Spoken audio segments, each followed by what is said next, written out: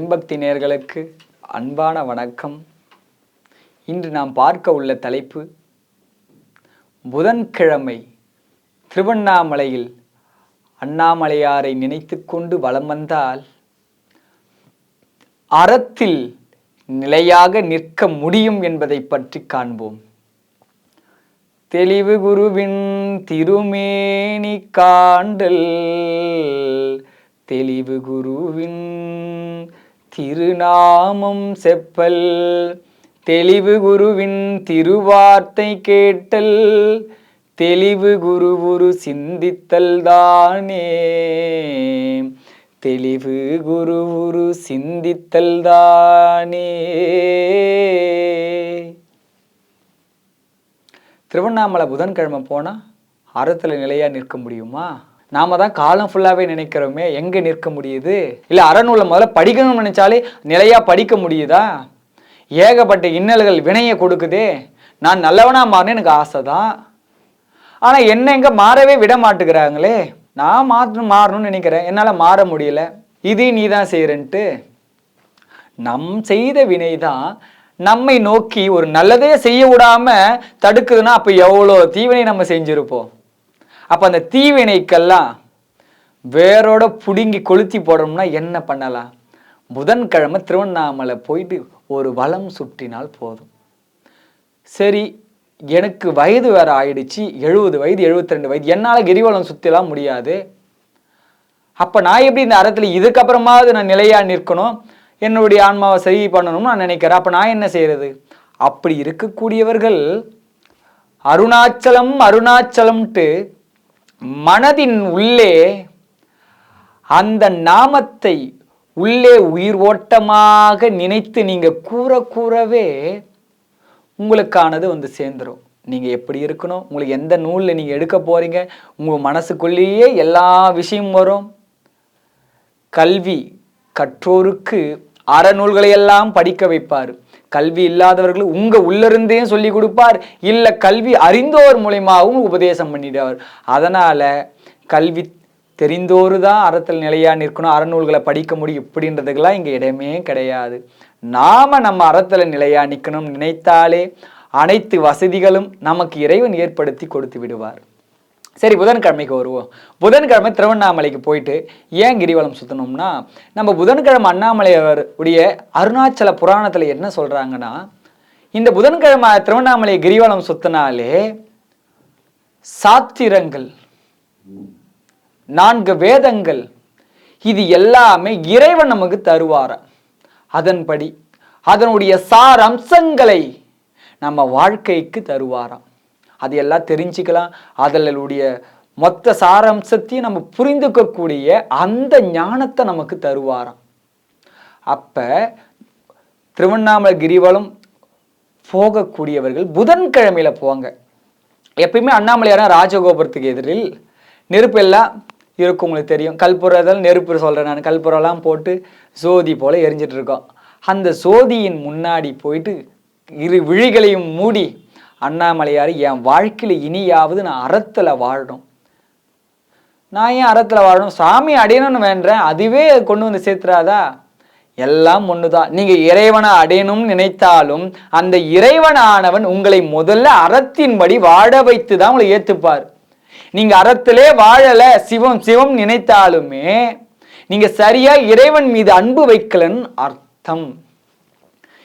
இறைவன் மீது தீராத காதல் கொண்டவனின் வாழ்வு அறத்திலே தழைத்து ஓங்கி மட்டுமே நிற்கும்.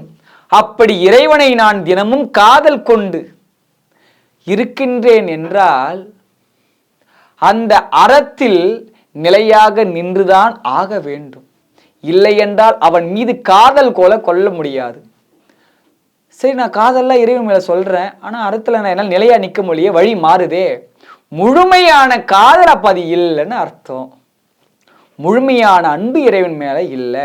அந்த அன்பு என்ன பண்ணும்னா, அந்த அன்புதான் உன்னை அறத்துல கொண்டு வந்து சேர்க்கும்.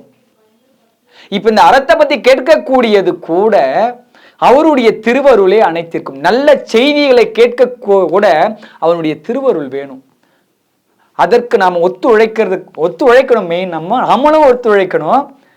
இறைவன் திருவருள் 50%னா 50% நாமமும் தான். எல்லாமே இறைவனே கிடையாது. அப்படி எல்லாமே இறைவனாக இருந்திருந்தால் 63 நாயன்மார் போல இந்த பூலோகத்தில் வாழ்ந்த எல்லா ஆன்மாக்களையும் இறைவன் உயர்த்தி இருக்க வேண்டும். எல்லாமே இறைவன் செய்கிறாருன்னா அப்ப எதற்கு நமக்கு எதுக்கு எண்ணத்தை தரணும், நமக்கு எதுக்கு இது சரி இது தவறு இதெல்லாம் ஏன் பண்ணணும்? நம்மளுடைய செயலும் இருக்கு. நம்மளுடைய செயல் இருக்கிறதால தான் தீமையான எண்ணங்கள் நல்ல எண்ணங்கள் ரெண்டா இருக்கு. நான் நல்லது பண்ணதுக்கு நான் அனுபவிக்கிறேன், தீமை பண்ணதுக்கு அதுக்கும் நான் அனுபவிக்கிறேன். எல்லாமே இறைவன் செய்ததா இருந்தா நான் எதுக்கு அனுபவிக்கிறேன்? எல்லாமே நல்லபடியா இருந்திருக்குல்ல. அப்ப நம்மளுடைய முயற்சிகளும் கண்டிப்பா இருக்கு. இறைவன் திருவருள் இருக்கு. அந்த திருவருளை நல்லபடியாக நம்ம பயன்படுத்திக்கணும். முதல்வனுடைய திருவருள் கண்டிப்பா வேணும். அந்த திருவருள் நம்மளுக்கு கிடைக்கும். எல்லாருக்கும் எல்லா ஆன்மாக்கும் திருவருள் இருக்கு. ஆனா அதை சரியான முறையில் பயன்படுத்துவதற்கு யாரும் தயாரா கிடையாது. உனக்கு இது சரியான வழிபா நீ போன்னு சொன்னா, ஆனா அந்த வழி எதுக்கு, இந்த வழியே நல்லா இருக்குது, சொல்றவங்க பேச்சு ஏன் கேட்கணும், நான் இந்த வழியில போய் நான் அனுபவிக்கிறேன், அவ்வளவுதான். இறைவன் எல்லாருக்கும் சொல்லுவார் இது சரி தவறு. நாம் அதன்படி ஏத்துன்னு சரியான வழியில போனா அந்த இறைவன் இருக்கக்கூடிய இடத்தை நாம் அடையலாம். சரி, இப்ப இந்த அறத்துக்கு வருவோம். இந்த அறமானது நீங்க தழைத்து ஓங்கணும், அறத்துல நிலையா நிற்கணும் இப்படின்னு மனதுல ஆழமா நினைக்கக்கூடியவர்கள் அடுத்தது சிவத்தோடு இணைய வேண்டும், சிவனோடு இரண்டரை கலக்க வேண்டும், அவரை பார்க்கணும், அவராக அப்படியே ஆனந்தத்துல தழைக்கணும், இறைவன் நினைப்பே முழுமை அடையணும். இதுக்கெல்லாம் நீங்க போகணும்னு உங்களுக்குள்ள எண்ணம் இருந்தா இந்த அறத்துல நம்ம தழைக்கணும். அப்ப அறத்துல தழைக்கணும்னா அந்த புதன்கிழமை கிரிவலம் உங்களுக்கு எப்படி உதவி பண்ணுதுன்னா, நீங்க அந்த கிரிவலம் நீங்க அந்த நெருப்பு முன்னாடி எனக்கு அறத்தில் நிக்கணும் நீங்க சொல்லி நீங்க அந்த எனக்கானது எல்லாத்தையும் நீ கொடுன்னு சொல்லிட்டு நீங்க வலம் வர என்ன ஆகும்னா உங்களுடைய வினைக்கேற்றார் போலதான் அது உங்களுக்கு வந்து சாரும். அவங்க வினைக்கேற்றார் போல உபதேசங்கள் கிடைக்க ஆரம்பிக்கும். நீங்க அந்த கிரிவலம் சுத்தும் பொழுது என்ன ஆகும்னா உங்க வாழ்க்கையில நீங்க அறத்தின்படி நிற்கணும்னு நினைப்போம், உங்களால நிற்க முடியாது. அந்த வினை, இந்த தீ வினை, நீங்க செய்த வினையே உங்களை வலுக்கட்டாயமா இழுத்து போய் பள்ளத்திலே தள்ளிட்டு இருக்கும். அப்ப இந்த மலையை நீங்க போயிட்டு சுத்தும் பொழுது என்ன நடக்கும்னா இனி நீ உங்க வாழ்க்கையில அறத்துல நிலையா நிற்கிறதுக்காக திருவருள் செய்வார். தீவினை உங்களை தடுக்குது பார்த்தீங்களா, உங்க வினை, அந்த வினையானது நீங்க கால் வலிக்க சுத்துறீங்க பார்த்தீங்களா, அதில் வினையை குறைத்து இதில் உங்களை மேம்படுத்துவார். ஆக மொத்தம் சரிநிலைப்படுத்திடுறார். அந்த வினை அறத்துல நிற்க விடாம தடுக்குது. அந்த வழியை இங்க நீங்க கிரிவலம் சுத்தி தீர்த்துக்கு போறீங்க. அண்ணாமலையார் சொன்னா யாரும் கால் வழியெல்லாம் அந்த அளவு ஒன்றும் வர போறது கிடையாது. அவரை பார்க்கும் போதே நம்ம வாழ்க்கையில ஆனந்தமா இருக்கும். நம்ம எப்படி சுத்துறோன்னே நம்மளுக்கு தெரியாது. இப்போ நம்ம புதன்கிழமை நீங்க அப்படி கிரிவலம் சுத்தினால் கண்டிப்பாக நீங்க எப்படி இருக்க போறீங்க, என்னென்னலாம் செய்ய போறீங்கன்றது உங்களுக்கே தெரிய ஆரம்பிக்கும். அதே போல் உங்களுக்கான அறநூல்களை உங்களுக்கே இன்ட்ரெஸ்ட் கொடுத்து அதை வாங்க வச்சிருவார் இறைவன். இப்ப சிலருடைய ஆன்மாக்கு திருக்குறள் எடுத்து படிக்க வைப்பார், சில ஆன்மாக்கு திருவாசகம், சில ஆன்மாக்கு தேவார், ஏதாவது ஒரு நூல் மேல முழுமையான ஈர்ப்பு கொண்டு அந்த நூலை முழுமையா படிக்க வைப்பார். அடுத்த நிலை அடுத்த நூல் உங்களை தேடி தேடியே வரும். நீங்க தேட வேண்டியதே கிடையாது. இவர்கிட்ட நீங்க போனாலே போதும், உங்களை தேடி நூலே வந்து சாரும். அவரிடம் அந்த புதன்கிழமை கிரிவலம் சுத்துவதால் கண்டிப்பாக அறத்துல வாழ. எப்படி அறத்துல மற்ற நாள்லாம் சுத்தினா அறத்துல வாழ முடியாதா? புதன்கிழமை வந்து வேதங்களுக்கு சிறப்பு வாய்ந்த நாள். அறம் தானே வேதம் எல்லாமே சொல்லுது. அப்ப அந்த வேதமானது அதனுடைய சார் அம்சத்தை நம்ம தெரிஞ்சுக்கணும்னா அன்னைக்கு போனாதான் மிகவும் சிறப்பு. அதனால புதன்கிழமை நீங்க போகலாம். அந்த அருணாச்சல புராணம் சொல்லக்கூடியது இந்த கருத்து தான். புதன்கிழமை போனா இந்த சிறப்பு. அப்ப நம்ம அன்னைக்கு போயிட்டு அந்த சார் அம்சத்தை பெறக்கூடிய நாளாக நீங்க அமைவதால் புதன்கிழமை கிரிவலம் சென்று அறத்தில் வாழ தழைத்து ஓங்க அந்த இறைவனோடு இணைந்து நிற்கவும்.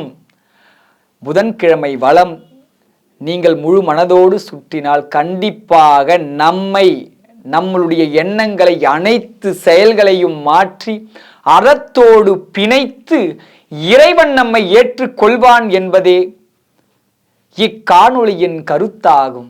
கற்றது கை மண்ணளவு, கல்லாதது உலகளவு என்பதை கூறி விடைபெறுகின்றேன். சிவாய நம. திருச்சிற்றம்பலம்.